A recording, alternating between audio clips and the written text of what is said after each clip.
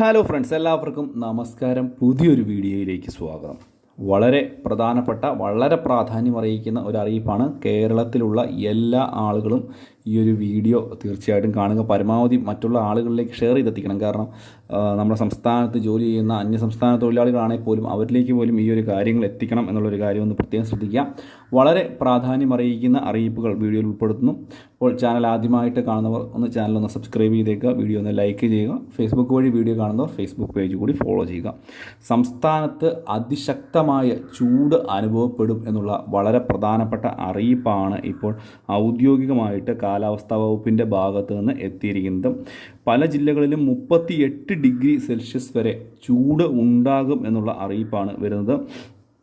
മറ്റ് ജില്ലകളിൽ സാധാരണയേക്കാൾ 2 മുതൽ 3 ഡിഗ്രി വരെ ഉയർന്ന താപനില ഉണ്ടാകാൻ സാധ്യത ഉണ്ട് എന്നുള്ള അറിയിപ്പുകൾ വരുന്നുണ്ട്.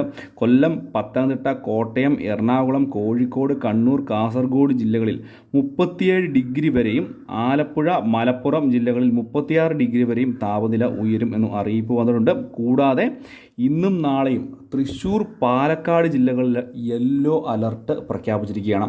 അതിതീവ്രമായിട്ടുള്ള ചൂടുണ്ടാകാനുള്ള സാധ്യതയുണ്ട്. അതുകൊണ്ട് തന്നെ ഉച്ചയ്ക്ക് 11 മണി മുതൽ 3 മണി വരെയുള്ള സമയങ്ങളിൽ ചൂട് കൂടുതലായിട്ട് ഉള്ള സ്ഥലങ്ങളിൽ നിൽക്കാതിരിക്കുക. ധാരാളമായി വെള്ളം കുടിക്കാൻ ശ്രദ്ധിക്കുക. നിർജ്ജലീകരണം ഉണ്ടാകാനൊക്കെയുള്ള സാധ്യതകളുണ്ട്.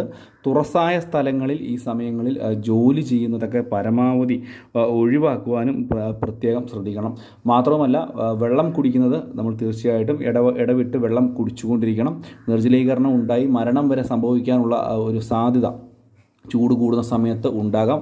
അൾട്രാ വയലറ്റ് റേഡിയേഷനൊക്കെ ഉണ്ടാകാനുള്ള സാധ്യതകളുണ്ട്. ദേഹത്ത് പൊള്ളലേൽക്കുവാനുള്ള സാധ്യതയുണ്ട് ഉച്ച സമയങ്ങളിലൊക്കെ. മാത്രമല്ല, കുട്ടികളെ ഒക്കെ ഒന്ന് പ്രത്യേകം ശ്രദ്ധിക്കുക. പുറത്ത് വീടിൻ്റെ മുറ്റത്ത് ഒക്കെ കളിക്കുന്ന കുട്ടികളെ ഒക്കെ ഒന്ന് പ്രത്യേകം ശ്രദ്ധിച്ചേക്കുക. കാരണം കുട്ടികൾ പല സമയങ്ങളിലും പുറത്തേക്കൊക്കെ ഇറങ്ങി ഓടി നടക്കാറൊക്കെ ഉണ്ട്. ചൂടുള്ള സമയത്തൊക്കെ പരമാവധി അവരെ വീട്ടിൽ തന്നെ ഇരുത്തുക ഈ ഒരു സമയങ്ങളിലൊക്കെ, ഉച്ച സമയങ്ങളിലൊക്കെ.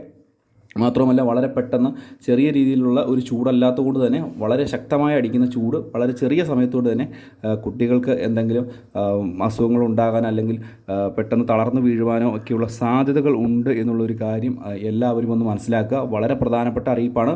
നമ്മുടെയൊക്കെ വീടുകളിൽ ഒരുപക്ഷെ അല്ലെങ്കിൽ നമ്മുടെയൊക്കെ ജോലി ചെയ്യുന്ന ആളുകളുടെ കൂടെ അന്യസംസ്ഥാന തൊഴിലാളികൾ ഉണ്ടെങ്കിൽ അവർക്കും ഈ ഒരു കാര്യങ്ങളൊക്കെ ഒന്ന് പറഞ്ഞു കൊടുക്കുക.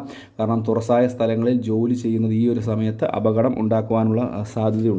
ചുരുക്കി പറഞ്ഞാൽ ചൂട് ഇപ്പോഴത്തെ ഒരു പകുതി പോലും ആയിട്ടില്ല എന്നുള്ളതാണ്. ഇപ്പം വീണ്ടും ചൂട് കൂടാൻ 40 മുകളിലേക്ക് ചൂട് വരും എന്നുള്ള റിപ്പോർട്ടുകളൊക്കെയാണ് ഇപ്പോൾ പ്രധാനമായിട്ടും വന്നുകൊണ്ടിരിക്കുന്നത്.